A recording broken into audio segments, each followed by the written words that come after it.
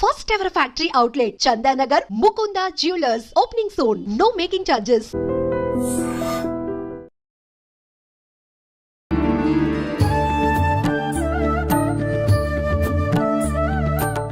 నమస్కారం, welcome to I dream. ధర్మ మార్గం విత్ విజిత కార్యక్రమానికి స్వాగతం.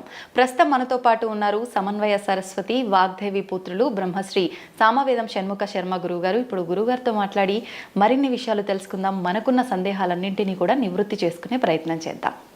నమస్కారం గురుగారు. నమస్కారం అమ్మా. గురుగారు, ఆఖరణ ఒక చిన్న విషయం, అంటే ఆదర్శ దంపతులుగా ఎందుకు తీసుకోవాలన్నది మీరు చెప్పిన వివరణ అయితే నిజంగా చాలా బాగుంది. ఇప్పటి జనరేషన్ వాళ్ళకి నిజంగా అంత ఆదర్శంగా ఉండలేరేమో, కొంతలో కొంత ఉండాలంటే ఒక చిన్న మెసేజ్ ఏమిస్తారు? ఎప్పుడైనా మానవ సంబంధాలు నిలబడేవి సహనం, సర్దుబాటు, ఈ రెండింటి వల్ల నిలబడతాయమ్మా. అలాగే మన పూర్వతరాలన్నీ అలాగే నిలబెట్టుకుంటూ కుటుంబ వ్యవస్థను ఇక్కడ దాకా తీసుకొచ్చాయి. భార్యాభర్తలు ఎప్పుడు కలిసి ఉండాలి, అదొక్కటే. ఎందుకంటే విడిపోవడానికి కారణాలు వీళ్ళు వెతుకుతారు, కలిసి ఉండడానికి కారణాలు వెతుకుతా అవి కనబడతాయి. మన శరీరంలో ఏదో ఒక అనారోగ్యం వచ్చిందనుకోండి, శరీరం విడిచిపెట్టాలనుకోం కదా, దాన్ని సవరించుకోవాలనుకుంటాం, లేకపోతే దాంతోపాటు బతికేస్తాం. ఎందుకంటే శరీరానికి ప్రాణానికి ఎంత అనుబంధం ఉంటుందో భార్యాభర్తలు కూడా అంతే అనుబంధం ఉండాలి. పరస్పరం ఇద్దరు స్నేహితులు కనుక సహనము, సర్దుబాటు. ఒకరు హద్దు తప్పితే ఇంకొకరు కాస్త సహనం వహించి వాళ్ళని సవరించే ప్రయత్నం చేయాలి, సర్దుబాటు చేసుకునే ప్రయత్నం చేయాలి. వీటితోనే ఏ రిలేషనే నిలబడుతుంది. ఎందుకంటే విడిపోతూ వెళ్తూ ఉంటే ఎవరితో సర్దుకోగలరు? కాబట్టి అది నిలుపుకోవాలి. ఎందుకంటే కుటుంబం కోసం నిలుపుకోవాలి. మొట్టమొదట వివాహమైన తొలి దశల్లో వాళ్ళిద్దరూ ఒక అన్యోన్యానికి, సామరస్యానికి రావడం కొంత సమయం పడుతుందమ్మ. ఉదాహరణకు ఒక సర్జరీ చేశారనుకోండి, కొత్తగా లోపల ఆర్గన్ పెడితే అది బాడీకి సూట్ అవ్వడానికి కొంత టైం పడుతుంది. అవునండి, దేనికైనా అంతే. కొంచెం ఎమోషన్స్ అంటారు, భావోద్వేగాలు కలగచ్చు. ఇంటలెక్ట్, ఎమోషన్స్, ఒకవైపు బుద్ధి, ఆలోచన, ఇంకోటి భావోద్వేగాలు, ఇంటి మధ్య ఒక సామరస్యం రావడం కష్టం, కొంచెం కాలం పడుతుంది. అందుకు పెద్దలు ఈ సమయంలో బాధ్యత వహించాలి. అందుకే అటు ఇటు పెద్దలు పెళ్ళికి పూనుకోవడానికి అదే కారణం. వీళ్ళు ఏవైనా ఆవేశాలు వస్తే సర్దుబాటు చేస్తారు. భర్త మీద అలిగి ఇప్పుడు పుట్టింటికి వస్తే నీవు అత్తింట్లే ముఖ్యం అక్కడే అని చెప్పేవాడు పూర్వం. ఎందుకు ఇవన్నీ అంటే రిలేషన్ నిలపడం కోసం చేసిన ప్రయత్నాలు. ఇప్పుడు ఆ రిలేషన్ నిలపాలనే ప్రయత్నం పెద్దవాళ్లలోనూ కొరబడుతుంది. వీళ్ళు తొందరపాటే, వాళ్ళు తొందరపాటు. ఏదైనా ఇబ్బంది వచ్చిందంటే అక్కడికన్నా ఇక్కడే ప్రశాంతంగా ఉంటావు, వదిలేసి వచ్చేయనట్టుగానే ఉన్నాయి పెద్దవాళ్ళ మాటలు కూడా. అవునమ్మా. సుఖంగా బ్రతకడం కంటే ధర్మంగా బ్రతకడం గొప్పది. అది నేర్పాలి. కాస్త సహించేన కష్టాన్ని ఓర్చుకునైనా ధర్మాన్ని కాపాడుకుంటే ధర్మం ఎప్పుడైనా మనం కాపాడుతుంది. అలా ధర్మం బేస్డ్గా రిలేషన్స్ ఉండాలి. అంతేగాని మనం మనస్సు చెప్పినట్టు అనుబంధాలు ఉండకూడదు, ధర్మం చెప్పినట్టు అనుబంధాలు ఉండాలి. అది భావోద్వేగాలు అనుబంధాలు నిర్ణయించకూడదు, ధర్మం నిర్ణయించాలి. అలా ధర్మబంధమైన అనుబంధాల గురించి చెప్పే కనుకనే రామాయణం లాంటి గ్రంథాలు మనకు నిలబడిపోయాయి.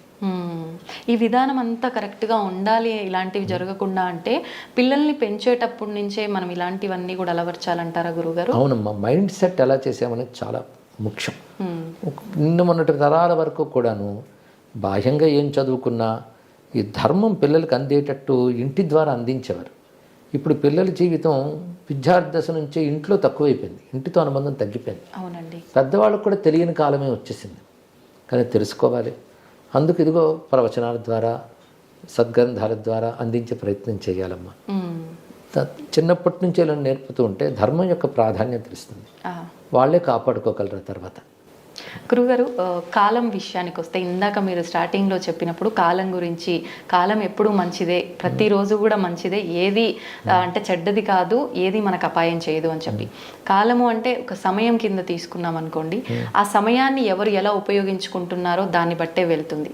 కానీ ఒక్కొక్కరు అంటే ఏం ఆలోచిస్తారంటే మన కర్మని బట్టే మనం ఉపయోగించుకునే సమయమైన ఏదైనా ఉంటుంది, ఇవన్నీ మాటలు అంటుంటారు. ఏం చెప్తారంటే ఇటువంటి వాళ్ళు? మన కర్మని బట్టి అంటే ఒకప్పుడు మనం చేసుకున్న కర్మేగా, అది కూడా మనం చేసిందే కదా, తానంత తాను రాదు కనుక ఒకప్పుడు మనం చేసుకున్న దాని ప్రకారం ఉన్నప్పుడు అదేంటో మనకు తెలియదు కనుక ఇప్పుడు మనం చేయాల్సింది జాగ్రత్త పడాలి. ఎందుకంటే కాలం యొక్క ప్రభావం మన మీద ఎంత ఉంటుందో మన యొక్క ప్రభావం కాలం మీద ఉంటుంది. ధర్మాధర్మాలు లోకల్లో ఉంటే దానికి తగ్గట్టుగా కాలం అనుకూల ప్రతికూలాలు ఉంటుంది. ధర్మాధర్మాలు మన నుండే వస్తాయి కదా. అందుకు కాలం చెడు చేసిందనే కంటే మనం చేసిన కర్మ కాల రూపంలో ఫలితాన్ని ఇస్తుంది. అందుకే సత్కర్మ చేస్తుండాలి. ఇదివరకు ఏదో దుష్కర్మల వల్ల ఇప్పుడు కాలం ప్రతికూలంగా ఉన్నప్పటికీ ఇదివరకటిది మనం ఇప్పుడు వెళ్ళి సవరించుకోలేం. కానీ ఇప్పుడు సత్కర్మాచరణ చేస్తూ ఏమైనా ప్రతికూలత వచ్చినా ఒకప్పుడు చేసుకున్న చెడ్డ పని యొక్క ఫలితం ఇదేని కొంచెం సహనం వహిస్తూ ఉంటే, అందుకే ఇందాక చెప్పినట్టే సహనం వహించాలి, సవరించుకోవాలి. ఈ రెండిటితో మనం కాలం అనుకూలం చేసుకోవచ్చమ్మా. గురుగారు, తల్లిని మించిన దైవమే లేదు అంటుంటారు. అంటే భగవంతుడే గొప్ప, సృష్టికి మూలమే భగవంతుడు అంటాం. మరి భగవంతుడి కన్నా కూడా తల్లి గొప్ప అని ఎలా అర్థం చేసుకోవచ్చు అంటారు? అంటే భగవంతుడు సర్వవ్యాపకుడు పరమాత్మైనా ప్రత్యక్షం కాదు కదా. భగవంతుడు ఎలాగైతే మనకు కారణమై మనల్ని పోషిస్తూ రక్షిస్తూ ఉంటాడో, అలా మన పుట్టుక కారణమై మనల్ని పోషించి రక్షించి కాపాడడం అనే ఒక దైవత్వం తల్లిలో కనబడుతుంది. తండ్రిలోనూ అలాంటి దైవత్వం కనబడుతుంది. అందుకే ఒక దైవీ గుణం లక్షణం అక్కడ ఉంది కనుక వాళ్ళని ఆరాధిస్తే దేవతలను ఆరాధించినట్లే. అది మాతాచ పార్వతీదేవి పితాదేవో మహేశ్వర అంటారు. అంటే పార్వతీదేవి తల్లి, శివుడే తండ్రి అని. అందులోనే తల్లే పార్వతి, తండ్రి శివుడిని భావం కూడా తీసుకోవాలి ఇక్కడ. అలాగ వాళ్ళని మనం గౌరవించి వాళ్ళని బాధ పెట్టకుండా చూసుకోవాలని, దానివల్ల కుటుంబ సంబంధం బలంగా ఉంటుంది. కనుక ఏ పిల్లవాడైతే తల్లిదండ్రులను గౌరవిస్తాడో ఆ పిల్లవాడు తాను కూడా తండ్రో తల్లో అవుతాడు. అప్పుడు వాడు ఆదర్శంగా నిలబడతాడు. కనుక ఇది పరంపరను కాపాడుతుంది. గురుగారు, శివుడు అన్నారు కాబట్టి నాకు ఒకటి అడగాలనిపించింది. ఇది నా పర్సనల్ క్వశ్చన్ అనమాట. నాకు శివుడు అంటే అది భక్తి అని చెప్పలేని ఒక రకమైన పిచ్చి. ప్రతి పని చేసినా, ఏ పని చేసినా కూడా శివుడు శివుడు, నా శివయ్య నా శివయ్య అని ఒక ఇంట్లో పర్సన్ లెక్క నేను ఫీల్ అవుతా. వేరే ఏదైనా టెంపుల్కి వెళ్ళాలన్నా అమ్మో నా శివునికి కోపం వస్తుందేమో, నా శివుడి గుడికి తప్ప నేను ఎక్కడికి వెళ్ళను. ఎవరైనా తిరుపతికి వెళ్దాము అని అన్నా కూడా నేను తిరుపతికి రాను, శివుడు కూడా ఏదైనా ఉంటే చెప్పు. ఇలా ఒక రకంగా అయిపోయింది. అంటే నాలా చాలా మంది ఉన్నారేమో, ఒక దేవుణ్ణి ఇష్టపడి నా ఇష్టదైవం ఈయన అనుకున్నప్పుడు ఇంకో దేవుణ్ణి ఆరాధించటము వెళ్ళటము అనే ఆలోచన అసలు ఎందుకు రాదు? అంటే ఎలా తీసుకోవచ్చు అంటారు దీన్ని? ఇవి రెండు వైపులు ఉంటుంటాయమ్మా. కొందరు విష్ణు భక్తులు అనుకుని శివాలయానికి మేము రాము అనుకుంటారు. ఇది కొంచెం మనస్తత్వం వల్ల కూడా అనిపిస్తుంది. అలా అనిపించిన ప్రేమకు సంకేతమే. అందులో ఇతర దేవతను తక్కువ చూసామని అర్థం కాదు, మన దేవతని ఎక్కువగా చూసామని అర్థం. వెళ్ళినా తప్పు లేదు. ఎందుకంటే సర్వదేవతలు ఒకే భగవంతుని యొక్క స్వరూపాలు అనేది మన శాస్త్రం చెప్తోంది. మన శివుడి మీద ఇష్టం ఉన్నప్పుడు శివుడే ఈ దేవతల రూపంలో ఉన్నాడని వెళ్ళి నమస్కరించవచ్చు. నాకు ఈ సమయంలో లీలాసుకుడు కృష్ణకర్ణామృతంలో ఒక మాట అంటాడు, నేను కనిపించిన ప్రతి దేవుడికి దండం పెడతాను. ఏమడుగుతానంటే నా కృష్ణుడిపై నా భక్తి మరింత పెరిగేలాగా ఆశీర్వదించమని అడుగుతాను. నందస్య పుణ్య నిశ్చయే మా భక్తి రస్తు అంటాడు. అద్భుతం, బాగుంది కదా. అలాగే మనం కూడా ఈ దేవతలందరినీ అంగీకరిస్తాం సనాతన ధర్మంలో. కనుక మన ఇష్టదైవం మీద భక్తి పెరిగేలాగా వీళ్ళు అనుగ్రహించవచ్చు. దేవతలకు ఏమైనా కోపం వస్తుందా అండి? అలాంటివి ఏవీ లేవమ్మా, మనం ఏర్పరచుకున్న భావాలే. ఎందుకు సర్వదేవ నమస్కార కేశవం ప్రతి గచ్చతి అని మాట ఉంది. అదేవిధంగా సర్వదేవ నమస్కార శంకరం ప్రతి గచ్చతి అని కూడా అంటారు. ఎవరికి నమస్కరించినా వెళ్ళేది ఒక్కరికి, ఒకే పరమాత్మకి. అంటే ఎక్కువ తక్కువలు ఏవీ లేవు. ఇష్టం ఒకరి మీద ఉంటుంది. అంటే అర్థం ఇంకొకరి మీద అనిష్టం అని కాదు, ఒకరి మంది ప్రీతి కలగడం మాత్రం సహజం. అందుకే ఒక మాట అంటారు రామకృష్ణ పరమహంస, ఇష్టదేవత నిష్ఠ ఉండాలి, ఇతర దేవత ద్వేషం ఉండకూడదని. చాలా చక్కటి మాట చెప్పారు. అంటే ఏ ఆలయంకి వెళ్ళినా, అమ్మవారి ఆలయంలోకి వెళ్ళినా నాకు అక్కడ అమ్మవారు ఉన్నారని అనిపించదు. శివయ్య ఓం నమ శివాయ అని వచ్చేస్తుంది నోట్లో నుంచి. అదే ఒక్కొక్కసారి అనిపిస్తుంది ఆలోచిస్తే, అదేంటి అమ్మవారి దగ్గరికి వెళ్ళి కూడా ఓం నమ శివాయ అంటే అమ్మవారికి ఏమన్నా కోపం వస్తుందేమో. చాలా సంతోషిస్తుంది.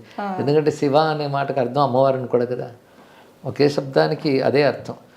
శివనామం విష్ణువుకి ఉంది, విష్ణునామం శివుడికి ఉన్నది. కానీ ఎవరేమో అనుకోరు, ఆనందిస్తారు కూడా. వారినామం అది. సంతోషం గురుగారు, చాలా మంచి విషయాలు తెలుసుకున్నాను. నిజంగా నా మనసులో ఉన్న సందేహం ఎప్పటి నుంచో ఇది మీ మాటల ద్వారా విని నిజంగా నాకు చాలా ఆనందంగా ఉంది. నాలో ఉన్న భయం కూడా పోయింది గురుగారు. సంతోషమ్మా, ధన్యవాదాలండి. శుభమ్మ. శ్రీరామ రక్ష. జై శ్రీరామ్ అండి.